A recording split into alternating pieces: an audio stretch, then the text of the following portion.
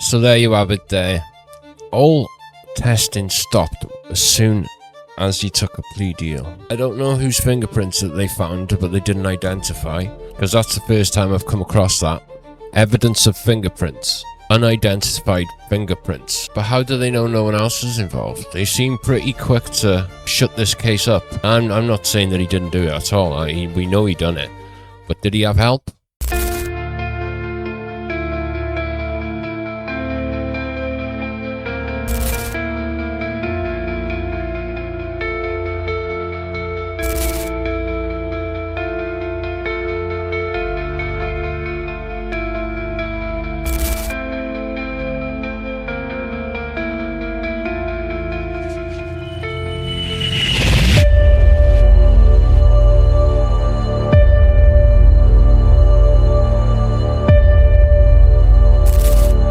Welcome back, everybody. I hope you're all well. Happy New Year to everyone. I hope you're all recovering from New Year's Eve, New Year's Day, headaches, hangovers, and all the rest of it. There seems to be a lot of confusion to what happened after the case was finished, what evidence was taken, what evidence wasn't taken, the plea deal, and certain aspects of the plea deal.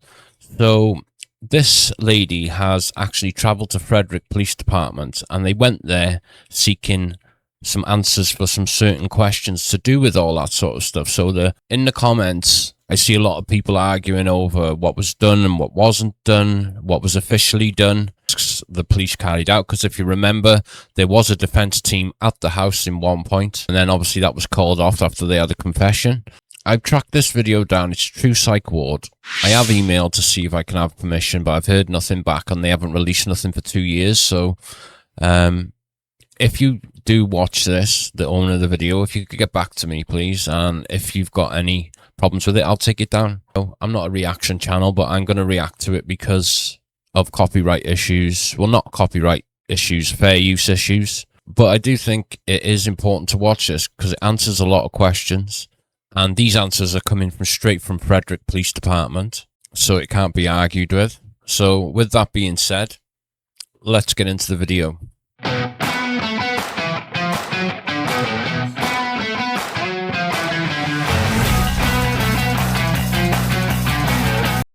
Hi everyone, thanks for tuning in. This is Dr. B. I wanted to come on and talk to you a little bit about some of the information that we have in the Chris Watts case that we've been kind of holding on to for a while because we weren't sure whether or not it would even matter if we released this recording or not. But with everything that's been going on and all the rumors and the misinformation, maybe it would be best to just put what we have out there and for you guys to know exactly what we've been told coming from the horse's mouth, basically. As you all know, last June, end of June, we took a trip to Frederick, Colorado for the files that we requested. There's a whole backstory to it that I really don't feel the need to go into, but regardless, once we were in Frederick, we went to the Frederick Police Department to pick up the records that we requested. And while we were there, we had a conversation with Amanda Purcell, who is the evidence supervisor. And you can see her name all throughout the discovery. So there's the plaque at the police station there. Steve, I can't pronounce his surname. Steve Walje, Coonrod, Officer Coonrod, Brad Davis, Officer Matt James. They were all at the house. These are the ones that I remember quite prominent. Obviously, you got Detective Bormy, Officer Dahl, Fairbanks, Perez. Perez was the one who was stood by the front door when they were doing the K9 unit. He was all in the house, all over the searches. And Fairbanks, Coonrod, Davis, James, Bake, Scarlett, all those were heavily involved. All those guys, they were doing all the footwork, canvassing, they were in the searches and all that sort of stuff. So all these guys were very heavily involved. Herbert Goodman. Kate Lyons was officer that was with the dog unit. She was supporting the dog unit. Brent, he was a sergeant there. He was heavily there as well. They were all heavily involved, all these guys, but off the body camera, Coonrod Davis, James, Scarlett, Bakes. The point is that some of the questions that we did ask, I thought were important, specifically about the phone records and the fingerprints and things like that. So in an effort to cut down on all the rumors and all the lies that have been going around in this case and the uncertainties that have been going on in this case. And all the lies and the rumors and uncertainties are still happening to this day. It goes in chronological order. So we start with the offense, and it goes through like all the documents that go with the offense, the steps, all the docs that go with the steps, all the way through the end. And then here, we ended up doing so we ended up doing a large terabyte drive for you. We also didn't have any 100 gigabyte Blu-ray discs, which were the only CDs big enough to put everything on for you, and they weren't going to be here in time. Because I had one, and I couldn't put them on normal CDs because they're too big. So we ended up finding a terabyte hard drive, figured it'd be easier, a little bit more portable too. That way. Sorry, I need to stop it there because they've obviously gone there and asked for the documentation and the videos. So they're discussing the hard drive, terabyte hard drive. This makes sense now because the police videos and the body cams have obviously all come through this lady, and then she's uploaded them for the public, and it's just made sense to me now because her name is in the files.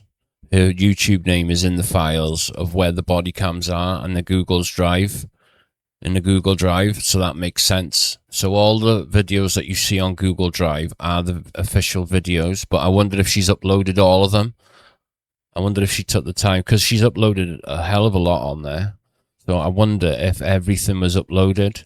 CDs something scratched or whatever. And everything that we have, body cam, everything is all on here. It is redacted to protect like witness identity, so we took out like date of birth, phone number, addresses, and things like that. Like that letter that the chief and the tghey wrote for me to give to you, phone numbers are not included in that, because they said it was all released. What was able to be released was in the discovery, and they didn't want me touching it. So yeah, I heard that. And so according to Frederick PD, all the phone dumps are in the discovery. Apparently there's two versions of the discovery. In the second version of the discovery, I cannot find that 111-minute phone call anywhere. In fact, I can't find anything the day before of the 13th, which is when everything happened. Everything after that is there. So it's in the first version, but not the second for some reason. And that was a bit vague. Like, it did say that it's to whatever public interest. But, and then I read the statutes that they referenced, and I thought I read. The recovery won't be included because it'd be too gruesome, yeah. I don't think anybody really needs to see photos and documents pertaining to the recovery of the bodies, let's be honest. They have to be more specific. And so then I read through our emails again, and I remember you saying like the recovery wouldn't be included because that would be too gruesome. Right. So that's specific, but I didn't get that from them. So how do I appeal that? Like, what would? Okay. Oh, so she did request them then? You have to contact the district attorney's office because it was as when we came in the request that we're not releasing it for the statute. It was my understanding that it was because they had redacted what was considered private. So she had lots of conversations with her friends and families that had absolutely nothing to do with the case. And so since I don't have it in a format that's legible, but they do, they were there. So that's actual proof that they've got more messages of Nicole Kessinger's that have nothing to do with the case. But who decides whether they're to do with the case or not? How do you work out what qualifies whether it's worth being included or not? And assuming they're on about Nicole Kessinger, they're not going to be on about Shanann. So, according to this, there are phone records that are not included in the discovery of Nicole Kessinger's. So they're taking issues in cases. So are they the custodians of the records? Like who's the official custodian? Depends on the agency. I'm official for everything that's Frederick. Long on, so like if there's a not we don't have it. Right. Because, and so, they are. But when I contacted Longmont and asked them, they only included, they emailed me back and said that they had one report, and the report was included in the discovery, and said the rest of their files are with you. So they only have the one report. They didn't actually participate with anything except for us using their markers. So that was it. They only have one. So Then, like, I was gonna ask with, the custodian thing, so, so the phone dumps, like, were requested by your agency, by you. So, and they were returned to Detective Baumhofer based on his warrant. right. So how then is the DA, the custodian of those? Because we all report to the DA. So he's, So they basically are the umbrella that oversees all of us, and they are the ones who interpret the statute for us. so you're doing what they tell you to Yes. do? Of course. Okay. Right. We're here because, like, there's so many questions, and, so yeah, that's the truth. So I don't know, thank you. And I guess we'll try to take it up with the DA. Answers. Do you have any? I am sorry. No, I know it's difficult because you're following, what you're being told to do.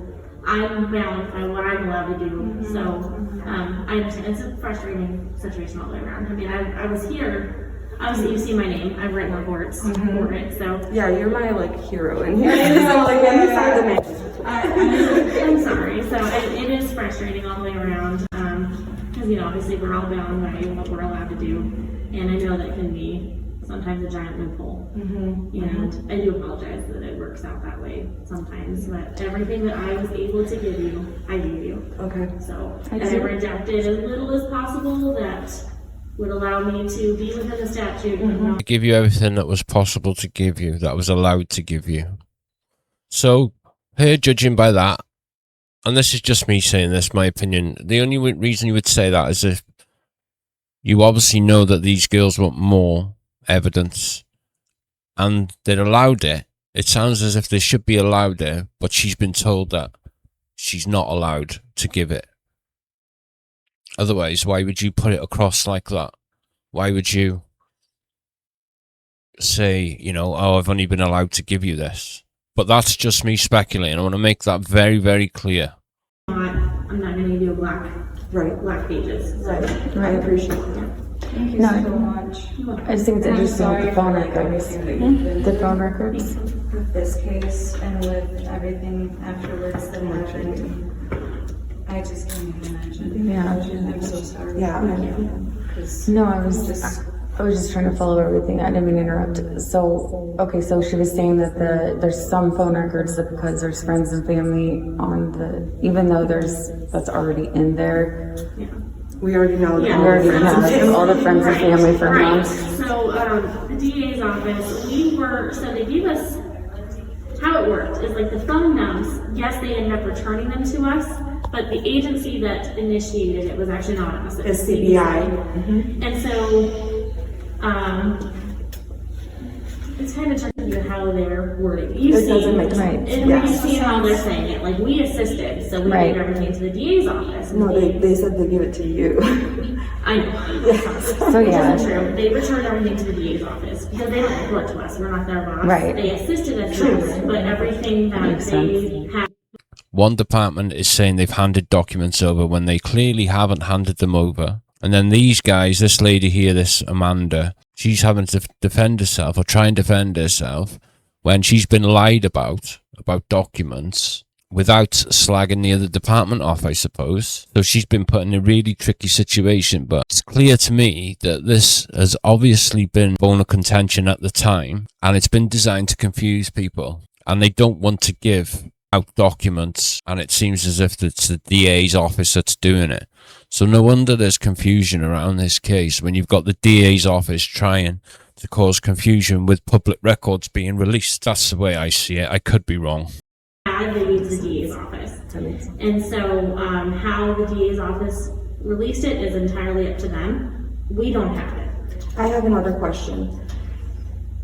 Okay, now, the phone records aside, there's a report by the state crime lab that there were some Latin prints that they didn't identify.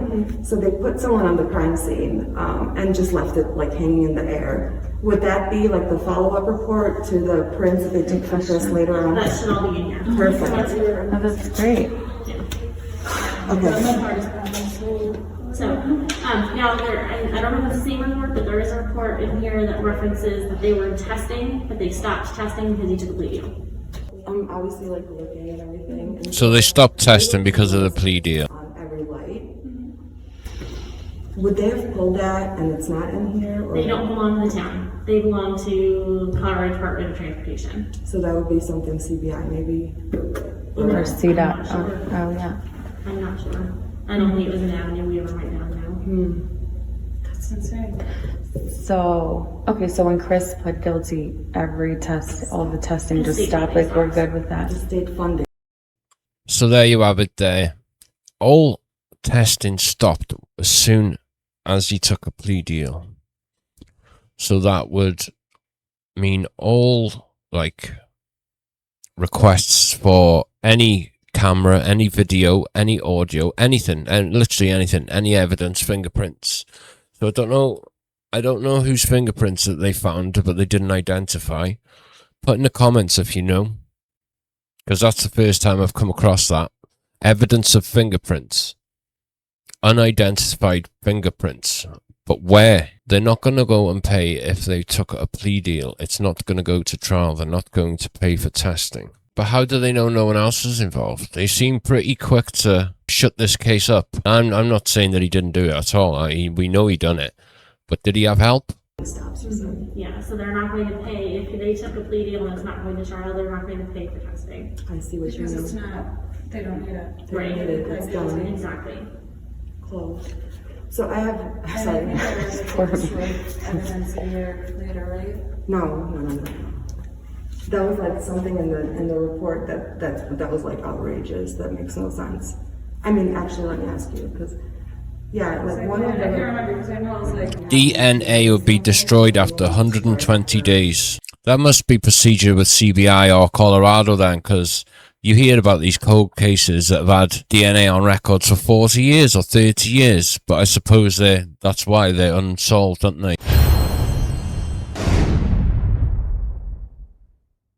This one is solved, if you like, if you could call it that. no, I don't think so. Evidence too. Yeah. No, it was. We all know Chris done it, but we don't know whether he had help or not.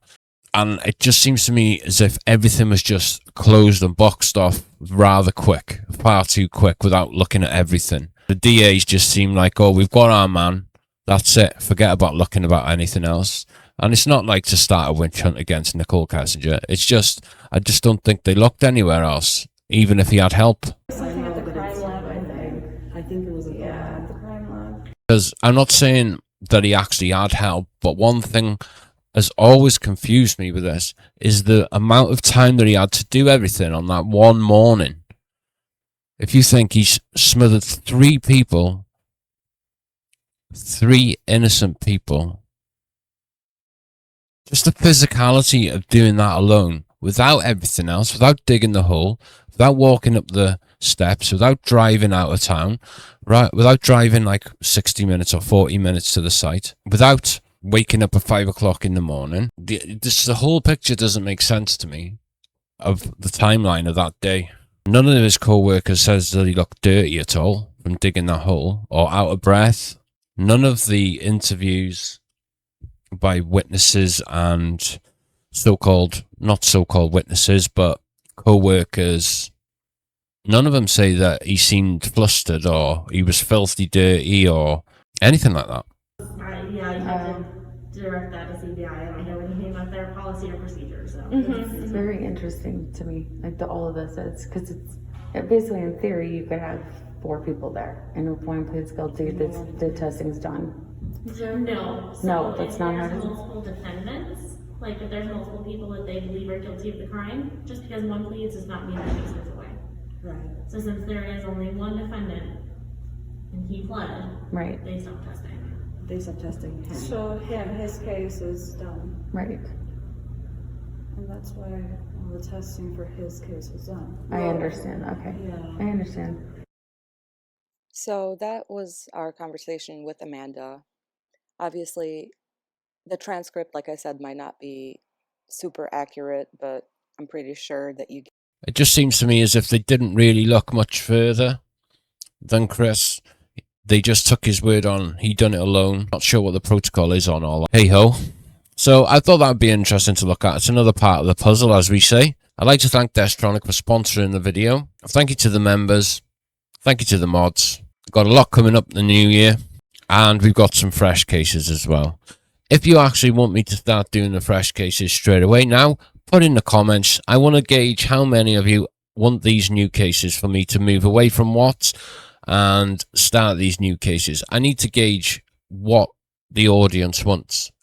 Are most of you here because of Watts, or do you want me to do new cases? Put in the comments, because I need to know. I need to know what you guys think of that. And just do different cases, but still include Chris Watts. Okay, so go over to True Psych Ward and subscribe to her. These cases, they can be emotional and stressful. Remember, most of all, don't have nightmares.